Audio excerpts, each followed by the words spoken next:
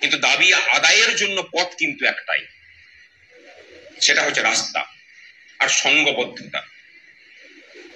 একটা জিনিস শপথ করুন যে সংগঠন করতে গিয়ে যদি একজন কর্মচারী দপ্তরের উপর মহল থেকে বা সরকারের জায়গা থেকে যদি আঘাত নেমে আসে, গোটা রাজ্য জুড়ে প্রতিবাদ হবে।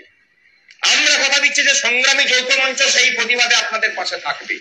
ডিএ নিয়ে বিস্ফোরক ভাস্কর ঘোষ।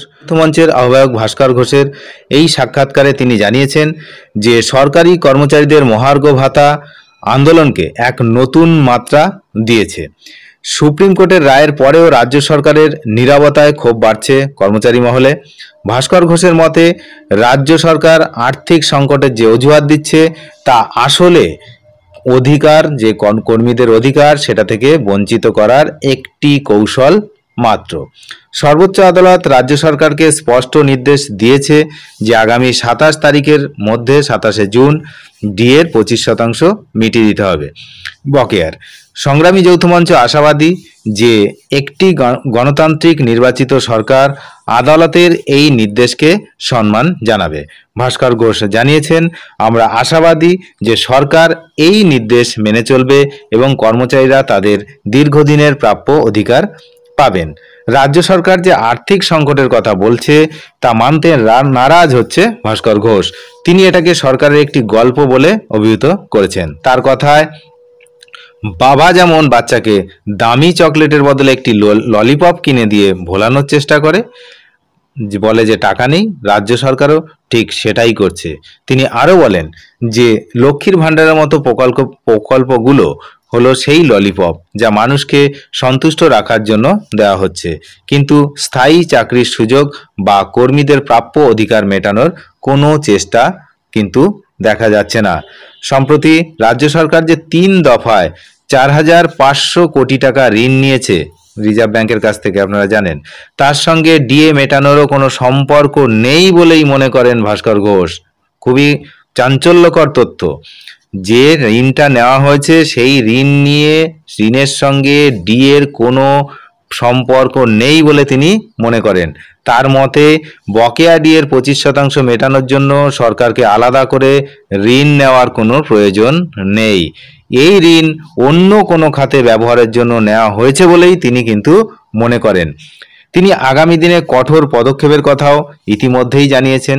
তিনি বলেছেন, যদি রাজ্য সরকার 27শে জুনের মধ্যে ডিএ প্রদান না করে তাহলে সংগ্রামী যৌথ মঞ্চ কঠোর পদক্ষেপ নিতে প্রস্তুত।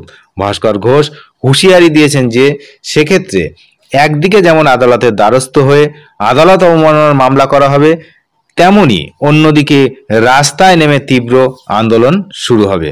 কি কি আগামী দিনের কর্মসূচি রয়েছে তারও একটু তিনি বলেছেন।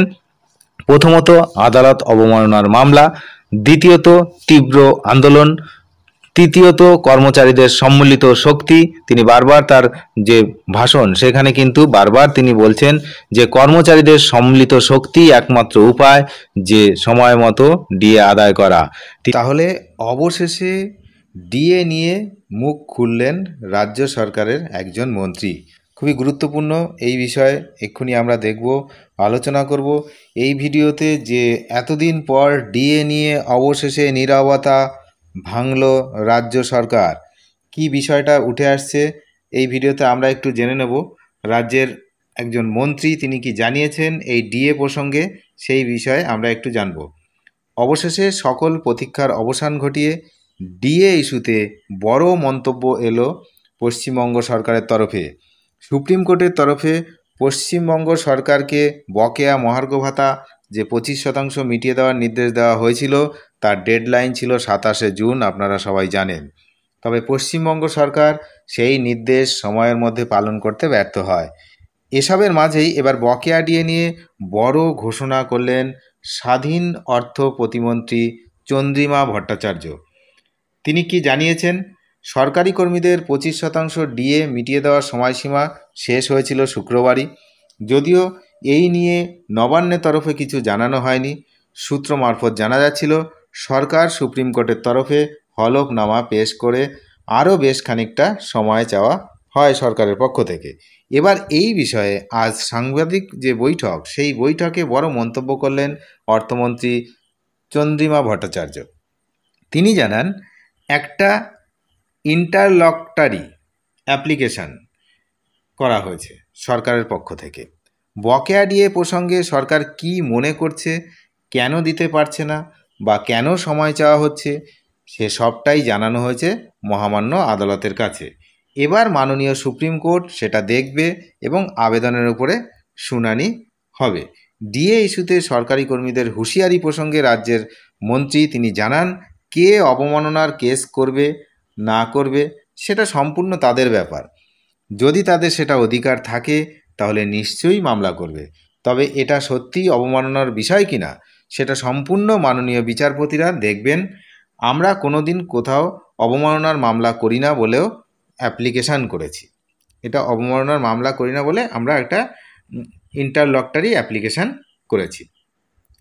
তো পশ্চিমবঙ্গ সরকার তার কর্মচারীদের যে বকেয়া ডিএর 25% পরিশোধের জন্য আরও 6 মাস সময় চেয়েছে, সুপ্রিম কোর্টের দ্বারস্থ হয়েছে এবং আরও অনেকগুলো বিভিন্ন পয়েন্ট আমরা আপনাদেরকে জানিয়েছি। সবচেয়ে গুরুত্বপূর্ণ পয়েন্ট হচ্ছে এই 25% সরাসরি আদালতে জমা দিতেও তারা প্রস্তুত, কিন্তু এই মুহূর্তে কর্মচারীদের অ্যাকাউন্টে এই টাকা দিতে তারা প্রস্তুত নয়। বকেয়ার এই অংশ নিষ্পত্তির জন্য সুপ্রিম কোর্ট কর্তৃক নির্ধারিত 6 সপ্তাহের সময়সীমা শেষ হয়েছে গত শুক্রবার। রাজ্য সরকার তাদের আবেদনের নির্ধারিত সময়ের মধ্যে অর্থ পরিশোধ করতে না পারার কারণ হিসাবে তীব্র আর্থিক সংকটের কথাও উল্লেখ করেছে। সরকার সুপ্রিম কোর্টের অন্তর্বর্তীকালীন আদেশ পুনর্বিবেচনার জন্য একটি আবেদনও দাখিল করেছে। আবেদনে বলা হয়েছে যে তারা বকেয়া ডিএর 25% সরাসরি শীর্ষ আদালতে জমা দিতে প্রস্তুত। তাহলে এই হলো বিষয় যে এতদিন পর সরকারের পক্ষ থেকে একজন অন্তত মুখ খুললেন সাংবাদিক সম্মেলনে এবং তিনি জানালেন, হ্যাঁ আবেদন করা হয়েছে, তার মানে যে মডিফিকেশান অ্যাপ্লিকেশান করা হয়েছে সেটা কিন্তু একেবারেই সত্যি এবং 6 মাস সময় চাওয়া হয়েছে সেটাও সত্যি, আর যে 25% বকেয়া ডিএ সুপ্রিম কোর্টে জমা দিতে প্রস্তুত সেটাও সত্যি। তাহলে এই হলো বিষয়।